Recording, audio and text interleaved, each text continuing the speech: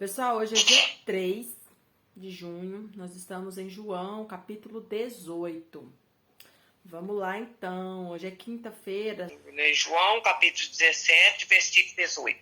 Tendo Jesus dito isso, saiu com seus discípulos para o outro lado do rio, o ribeiro de Cedron, onde havia um jardim e com eles ali entrou. Ora, Judas, que o traía, também conhecia aquele lugar, porque muitas vezes Jesus se reunia ali com os discípulos. Tendo, pois, Judas tomado a corte e uns guardas da parte dos principais sacerdotes fariseus, chegou ali com lanternas, achotes e armas. Sabendo, pois, Jesus tudo que lhe havia de suceder, adiantou-se e perguntou-lhes: a quem buscais? Respondeu-lhes: a Jesus, o Nazareno. Disse-lhe Jesus: sou eu. E Judas, que o traía, também estava com eles. Quando Jesus lhe disse: sou eu, recuaram e caíram por terra. Tornou-lhes então a perguntar: a quem buscais? E responderam: a Jesus, o Nazareno. Replicou-lhe Jesus: já vos disse que sou eu. Pois é a mim que buscais, deixar ir a este, para que se cumprisse a palavra que dissera: dos que me tens dado, nenhum deles perdi. Então Simão Pedro, que tinha uma espada, desembainhou e feriu o servo do sumo sacerdote, cortando-lhe a orelha direita. O nome do servo era Malco. Disse, pois, Jesus a Pedro: mete a tua espada na bainha. Não hei de beber o cálice que o Pai me deu? Então a corte e o comandante e os guardas dos judeus prenderam Jesus e o maniataram. Conduziram-no primeiramente a Anás, pois era sogro de Caifás, sumo sacerdote naquele ano. Ora, Caifás era quem escolhera os judeus que convinha morrer um homem pelo povo. Simão Pedro e outro discípulo seguiam a Jesus. Este discípulo era conhecido do sumo sacerdote. Entrou com Jesus no pátio do sumo sacerdote, enquanto Pedro ficava à parte de fora, à porta. Saiu então o outro discípulo, que era conhecido do sumo sacerdote, falou à porteira e levou Pedro para dentro. Então a porteira perguntou a Pedro: não és tu também um dos discípulos deste homem? Respondeu ele: não sou. Ora, estavam ali os servos e os guardas, que tinha acendido um braseiro e se esquentava, porque fazia frio. E também Pedro estava ali em pé no meio deles, esquentando-se. Então o sumo sacerdote interrogou Jesus acerca dos seus discípulos e de sua doutrina. Respondeu-lhe Jesus: eu tenho falado abertamente ao mundo. Eu sempre ensinei nas sinagogas e no templo, onde todos os judeus se congregam, e nada terei em oculto. Por que me pergunta a mim? Pergunta aos que ouviram o que lhes falei, eis que eles sabem o que disse. E havendo ele dito isso, um dos guardas que ali estava deu uma bofetada em Jesus, dizendo: é assim que responde ao sumo sacerdote? Respondeu-lhe Jesus: se falei mal, dá testemunho do mal, mas se falei bem, por que me feres? Então Anás o enviou maniatado a Caifás, o sumo sacerdote. E Simão Pedro ainda estava ali, esquentando-se. Perguntaram-lhe, pois: não és também tu um dos seus discípulos? Ele negou e disse: não sou. Um dos servos do sumo sacerdote, parente daquele a quem Pedro cortara a orelha, disse: não te vi eu no jardim com ele? Pedro negou outra vez. Imediatamente o galo cantou. Amém. Interessante que só aqui no final, João narra, né, esse episódio de Pedro negando Jesus, mas perceba que não há a citação daquele momento do aviso prévio, lembra? Que Jesus avisa para Pedro, não há. Há só a citação, né, de que Pedro estava ali e ele negou Jesus e o galo cantou. Vocês percebem? Que isso, Interessante, né? que isso faria Verdade. Então, isso faria toda a diferença se nós não tivéssemos os outros evangelhos. Porque a gente não ia fazer nenhuma relação, tipo assim, mas o que tem a ver, né? Pedro negar Jesus e o galo cantar. O galo canta mesmo, é normal o galo ficar cantando. Então, assim, por isso que os evangelhos não é só um, né? E não é todos, porque todos que existiam na época. Porque muitos tinham informações repetidas e muitos tinham coisas que não condiziam, né? Não foram escritos por apóstolos ou por testemunhas oculares e dentro do primeiro século. E esse foi o que, através dos tempos, acharam inspirados. Gente, só que já que a gente está falando sobre isso, só um comentário assim. Eu percebo muita dificuldade em muitas pessoas em acreditar na Bíblia, justamente por ela ter muito esse fator humano na sua formação, no sentido de escolher, de decidir qual livro que é inspirado, qual não é. Né? Como eu já disse algumas vezes, haviam mais de 40 evangelhos. E aí, com o passar dos anos, com os concílios, eles foram entendendo que tinha muita coisa que não fazia sentido de estar sendo lido nas igrejas. E aí, se não me engano, no Concílio de Trento, é onde eles se reúnem para fazer o cânon. Cânon significa lista. Então eles decidem qual literatura vai ser aceita e qual literatura não vai ser aceita. E assim, a gente tem hoje o que a gente considera que é inspirado e o que não é inspirado. Lá em Timóteo fala que toda escritura é divinamente inspirada por Deus. E aí muita gente questiona, tá, mas qual escritura? De que João está falando para Timóteo? É só das cartas que ele escreveu, porque Paulo fala, olha, toda a escritura é divinamente inspirada. Ou ele está falando de escritura como era se referido lá para o povo hebreu, que eram os escritos, tinha a Torá, que era o Pentateuco, que eram os 5 primeiros livros da lei. Daí tinha os escritos, que eram os profetas, que eram os salmos. Na verdade era dividido também, né? Salmos e escritos. Mas enfim, será que isso está sendo atribuído só, né, a essa escritura? Então, será que Paulo está dizendo para Timóteo, olha Timóteo, tudo que existe, né, na Torá, nos escritos, nos salmos, é divinamente inspirado por Deus? Ou Paulo está dizendo, como a gente entende, daquilo que ele está escrevendo, daquilo que Jesus está revelando para ele, daquilo que ele está tendo de novidade e está mandando para as igrejas, e está falando para circular, para dividir, né? E ele sempre mandava ler em uma igreja e daquela igreja passar para outra. Então eles tinham o costume de trocar cartas. Então a carta, por exemplo, que foi escrita para a igreja de Corinto, ela era lida em Corinto, mas ela era lida também nas outras comunidades. Então eles faziam essa troca dessas cartas, que é o documento que a gente tem, onde se formou, né, um Novo Testamento. Então será que Paulo está dizendo para Timóteo desse material? Olha, esse material, Timóteo, ele é divinamente inspirado. E aí, por que eu tô falando isso? Porque aqui, já que a gente está falando, né, sobre essa questão da formação dos evangelhos, o que acontece? Nós temos aqui esse fator que em um determinado momento, né, lá, eu acho que já era lá quase, já no terceiro século, eles pegam toda essa literatura que circulava, né, na igreja cristã e resumem ela e fazem essa lista, que nós chamamos de cânon. E aí eles falam, olha, isso fica, isso sai, isso aqui fica, isso sai, isso aqui tem mentira, isso aqui tem heresia, isso aqui... Tipo assim, não foi assim tão simples, mas tinha vários critérios, mas tipo assim, não podia confrontar com outra carta, com outro inscrito. Então, por exemplo, tinha uma carta aqui que tinha uma mensagem que confrontava com essa. Então, eles tinham que optar por qual era autêntica. Tinha muita coisa falsa, tipo assim, muitas cartas que eram supostamente de Paulo, mas não eram, que eram supostamente dos pais da igreja, que eram Tiago, Pedro, e não eram.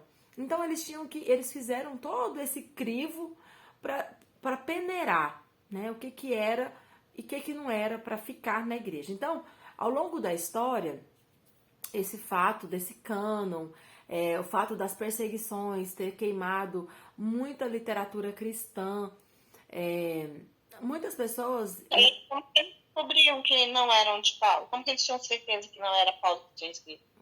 Então, que eles separaram? Então, baseado nas análises.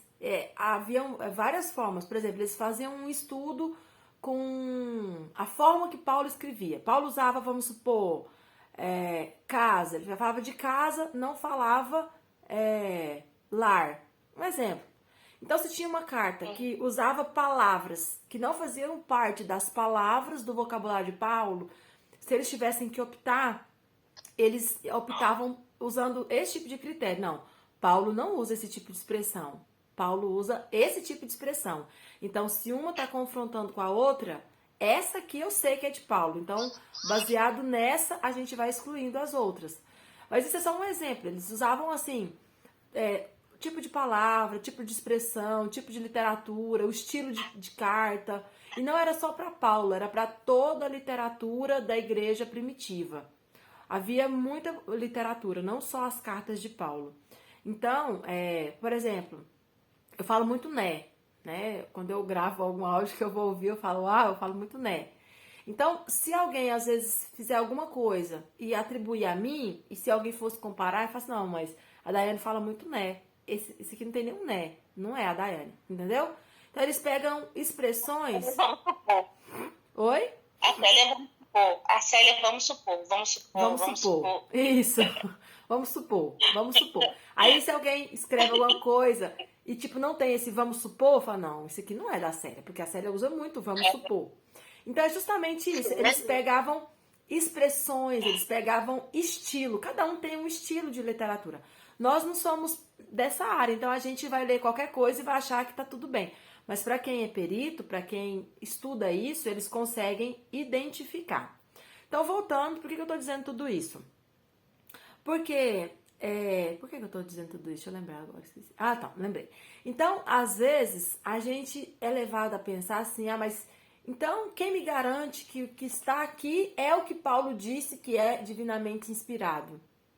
Entende? Tem muita gente que tem dificuldade com isso. E alguns amigos já me procuraram e disseram, Dani, com todo respeito, eu não acredito na Bíblia. Por que acreditar que só isso aqui é inspirado? Quem deu para o homem essa autoridade de escolher o que era e o que não era? E assim, para responder essa pergunta, a gente pode realmente dizer isso. Por quê? Porque a gente crê, pela fé, que Deus inspirou tanto aqueles que escreveram, quanto aqueles que se sentiram na necessidade de selecionar o que foi escrito.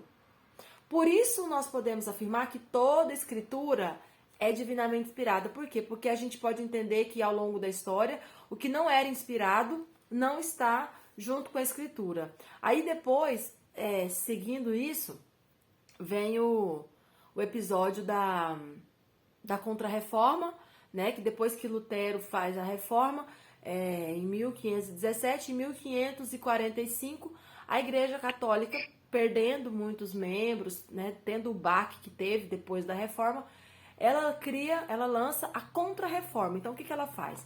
Ela abre o cânon, que antigamente era o mesmo, né, era o cânon da Igreja Cristã, era o cânon que Lutero usava, era a Bíblia que Lutero usava, que é a nossa Bíblia.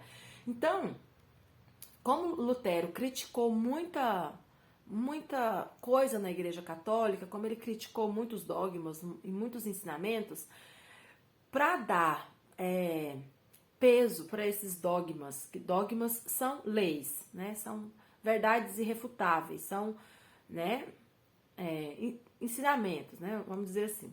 Então, para a Igreja Católica dar peso para esses dogmas, para esses ensinamentos, o que ela tinha que fazer? Ela tinha que ter base bíblica.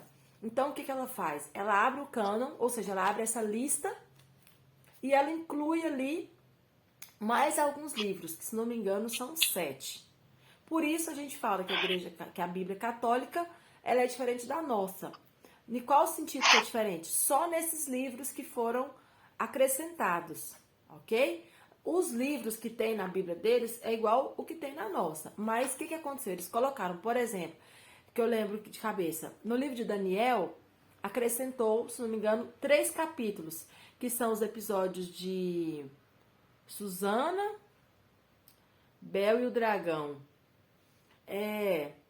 São partes que quem foi redigir Daniel percebeu que não condizia. Então, decidiu tirar. Enfim, há uma polêmica muito grande. Por quê? Porque muita gente acredita que tirou coisa demais. Tem gente que acredita que muita coisa poderia ter ficado. Por exemplo, Ruth, acho que é Ruth. Ruth não ia ficar no cânon. Não ia ficar. Quase não ficou. Na última votação e tal, decidiram deixar Ruth no cânon. Então, tem muita coisinha, sabe? Tem muito detalhe. Que no frigir dos ovos não faz diferença. Porque se você pegar só o evangelho te serve para conhecer quem é Jesus e para saber qual é o caminho que te leva a Deus. Ponto. Eu tenho tentado resumir muito a minha fé, sabe? Em relação a essas coisas. Porque muito disso, você gasta muita energia, muito tempo tentando, como que eu posso dizer? Tentando provar coisas que não vão interferir no nosso relacionamento com Deus e na nossa salvação. Então, assim, só um comentário justamente acerca dessa questão. Por que aqui João não fala do episódio de Jesus com Pedro? Ele só cita. Por quê? Porque já há os outros evangelhos que falam isso, ok? E pode ser que João, quando escrevia o seu evangelho, isso muitos estudiosos acreditam nisso, quando João escreve, ele já tinha tido acesso aos outros, porque acredita-se que o primeiro foi Marcos. Ou uma outra fonte da qual Marcos teve acesso e depois os outros foram tendo acesso. Então, acredita-se que João, ele já tinha tido acesso ao evangelho, né, de Marcos. Então, ele já sabia que os leitores já tinham acesso a essas outras informações. Pode ser, estou fazendo aqui nossas suposições. Enfim, deu para entender essa questão de por que tem em um, não tem no outro? Tranquilo? Vamos voltar aqui para o texto.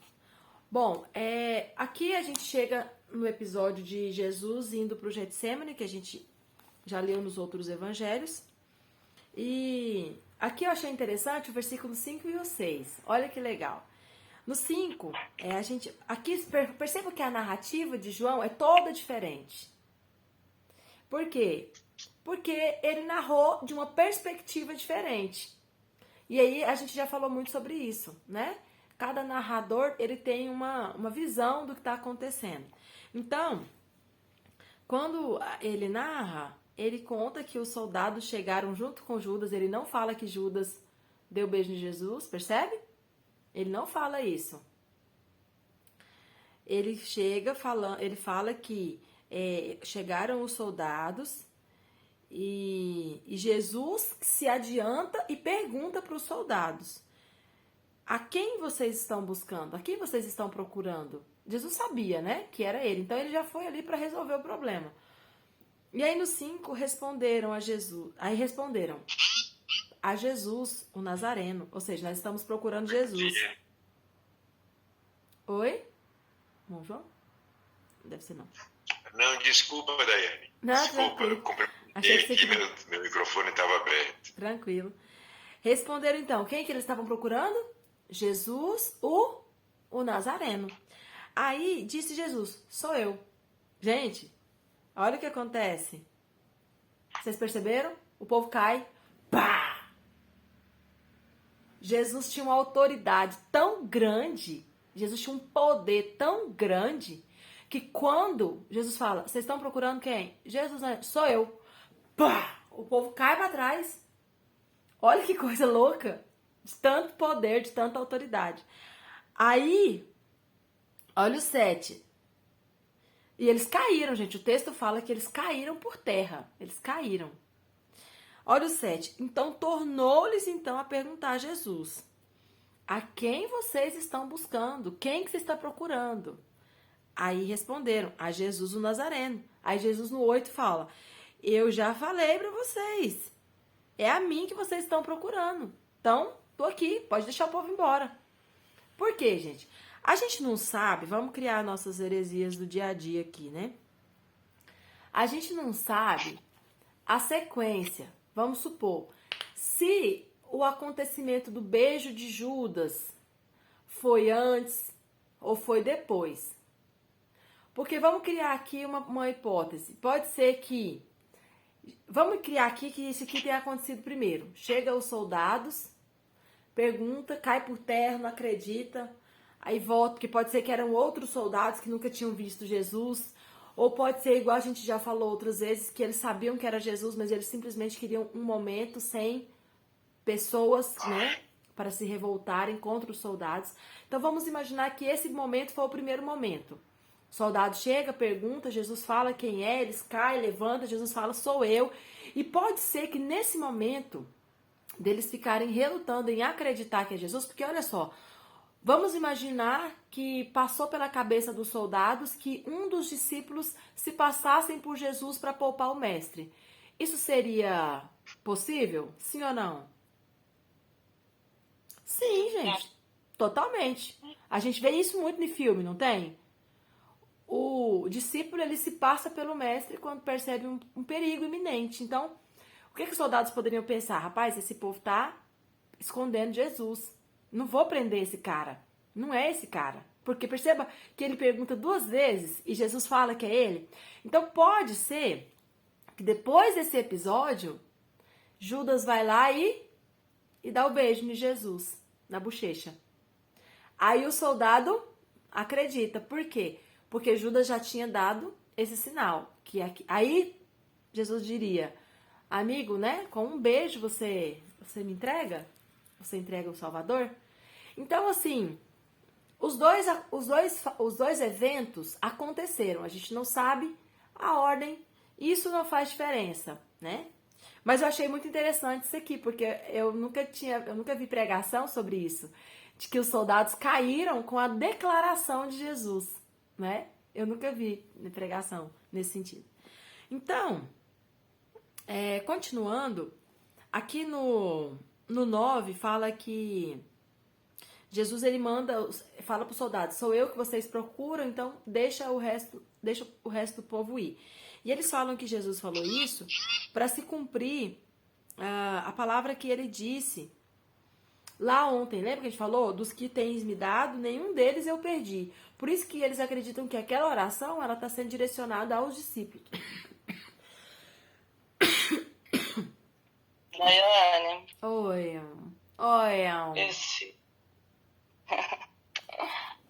Essa questão dessa porteira aí, do 17. Então a porteira perguntou a Pedro, não és tu também um dos discípulos deste homem? Respondeu ele, não sou. Que? A porteira era a mulher que estava... Quem que é essa porteira?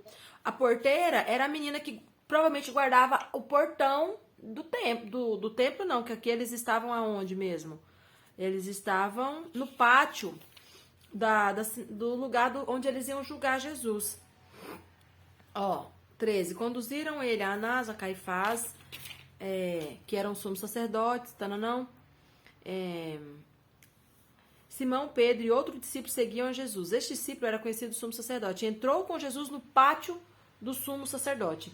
Então aqui o pátio provavelmente era o pátio do templo, que lá dentro que já tinha um lugar onde eles faziam esse pré-julgamento, ou era o pátio do Sinédrio, não lembro. Só sei que eles entraram. Então essa porteira provavelmente era a mulher que ficava na porta por onde eles entraram. Perceba também que no 15, olha que interessante aqui no 15, fala que Pedro e outro discípulo, aqui não fala quem é, não sei quem é, não lembro, seguiam a Jesus, eles ficavam olhando Jesus, né? Para onde Jesus estava indo. E aí, fala que esse discípulo, que estava com Pedro, que não fala o nome, era conhecido do sumo sacerdote. Então, por causa disso, ele conseguiu entrar com Jesus no pátio. É aquele famoso, né, conhecido, né? Você chega num lugar lá que você precisa entrar e você não pode, você fala, não, mas eu conheço o fulano, chama lá, e ele fala que pode entrar e você entra, né? Foi isso que aconteceu. E aí, quando eles entraram, Pedro ficou na parte de fora, à porta, ou seja, ele ficou ali perto da porta. Saiu então o outro discípulo, que era conhecido do sumo sacerdote, e falou à porteira, e levou Pedro para dentro. Ou seja, ele entrou, Pedro ficou lá fora esperando, porque ele era o amigo do sumo sacerdote. Aí ele volta e fala para ela, fala, não, ele tá comigo, pode deixar ele entrar. Aí ele entra. E aí o texto fala que eles fizeram uma fogueira para se esquentar porque estava frio. E aí, nesse momento que Pedro entra, que esse outro discípulo busca Pedro e ele entra, é o 17. Então a porteira perguntou a Pedro, não és tu também um dos discípulos deste homem? Por causa da fala, né? Por causa do jeito, às vezes, né, de se portar, de falar, de se vestir. A gente não sabe exatamente o que chamou a atenção em Pedro para aquela mulher deduzir e afirmar que ele era discípulo. Mas alguma coisa... Porque ela não reconheceu o outro, né? Ela só reconheceu o Pedro. Ela reconheceu a Pedro e falou, mas você não é? Olha como que ela fala. Não és tu também um dos discípulos deste homem? E aí ele responde, não sou. Por quê? Porque ele já se sentia ali ameaçado. Jesus estava ali para ser julgado e eles sabiam que Jesus seria condenado. Jesus já tinha adiantado isso para eles. Então, ele se sente ameaçado e já começa ali, né, naquele discurso dele de negar que era um discípulo de Jesus. Ok, Cida? Era Mateus, né? Que Mateus era coletor de impostos, né, Daiane? Poderia talvez ser Mateus, né? Publicano, né? É. Ou pode ser o próprio João, porque João faz muito isso. Ele sempre fala dele na terceira pessoa. Eu é porque eu não tô lembrando. E aí, mais algum versículo? Entendeu, Cida? Tranquilo? Daiane. Oi. Daiane, lembra que a gente comentou aqui há algum tempo sobre uma hipótese de que, segundo a lei mosaica, Jesus não teria sido crucificado. Inclusive, tem algumas teorias que dizem que Jesus não foi crucificado, né?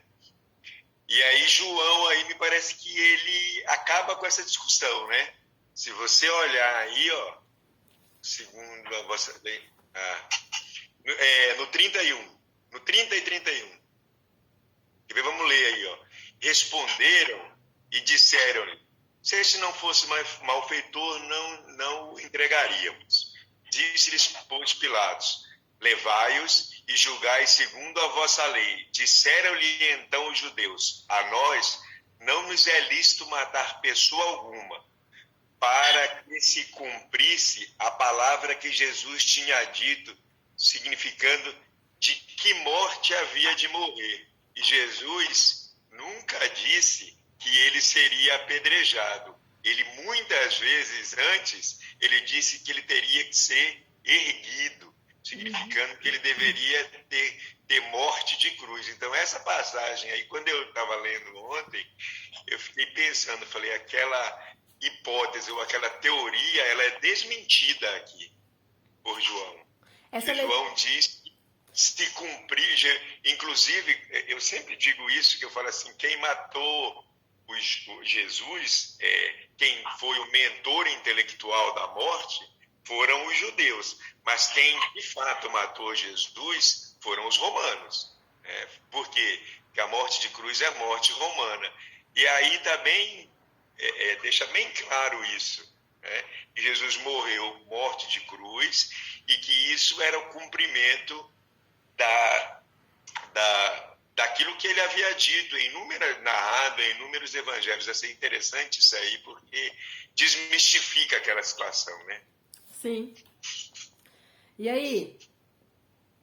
Que mais? E Daiane, outra coisa que eu queria que a gente analisasse também sobre esse aspecto, né? que aí, porque é uma coisa que não é mais ou menos para a gente entender, na verdade, da forma como o julgamento de Jesus perante o Sinédrio, mesmo sobre a lei judaica, ele é todo irregular. No direito é um negócio, uma história comprida. A gente, quando está estudando direito penal, principalmente, a gente vê, quando a gente fala de julgamentos, existem alguns escritos que falam de grandes julgamentos que foram errados. Um deles que falam é o julgamento de Jesus, porque mesmo sobre a lei mosaica, ele foi totalmente irregular. Mas o que me chama a atenção aí é quando Pilatos diz assim, não, por que vocês não matam? Porque segundo a sua lei. A gente sabe que, segundo a lei mosaica, qual que era o crime mais grave segundo a lei mosaica? Era o crime de blasfêmia, porque o bem mais importante para a lei mosaica é a relação do homem com Deus. Então, esse é o crime mais grave na lei mosaica, é você blasfemar contra Deus.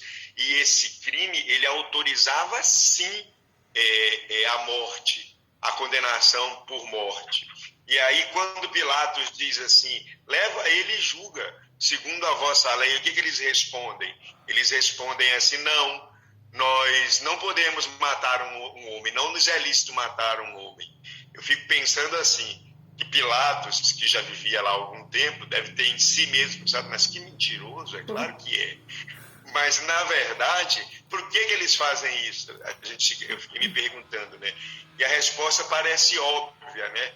O Sinédrio, ele não queria matar Jesus porque ele não queria atrair para si a revolta que poderia surgir da população, das pessoas que seguiam Jesus. Então eles falam assim, se a gente matar, o povo pode ficar com raiva, pode se revoltar, e isso pode destituir a nossa autoridade. Então vamos levar ele para que Roma o mate. E aí a gente pode dizer que foi Roma que o matou. Me parece que nessas falas aí, isso fica bem evidente aí, nesses 2 ou 3 versículos aí.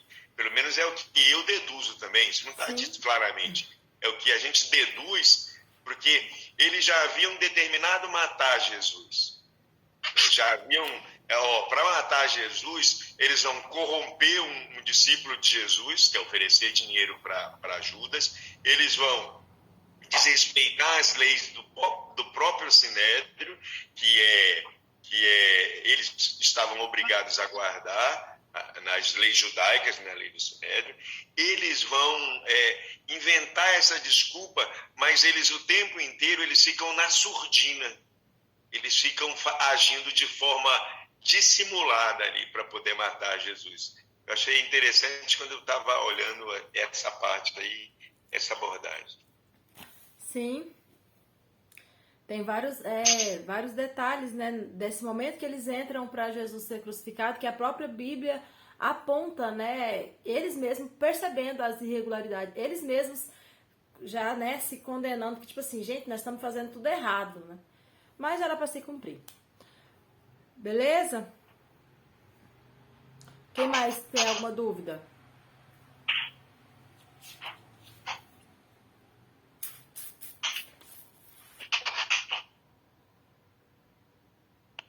Eu lembro, pra gente encerrar, já vai acabar o tempo, quando eu fazia o seminário, os colegas, quando viam o outro,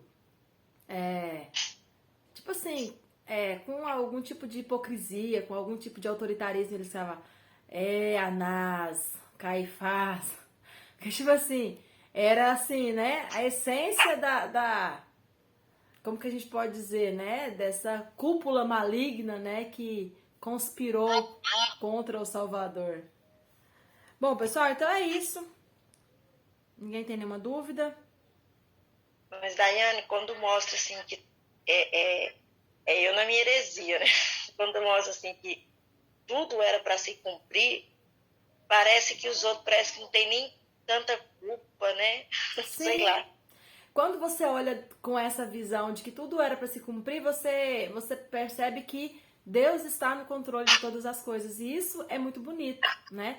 Quando você entende que, na verdade, todos estavam ali trabalhando para Deus, você percebe que, igual a gente já falou, Pode ser que mudasse algumas variantes, mas ainda assim o plano teria sido cumprido, né? Essa é a verdade. Bom, então é isso. Deus abençoe, até amanhã.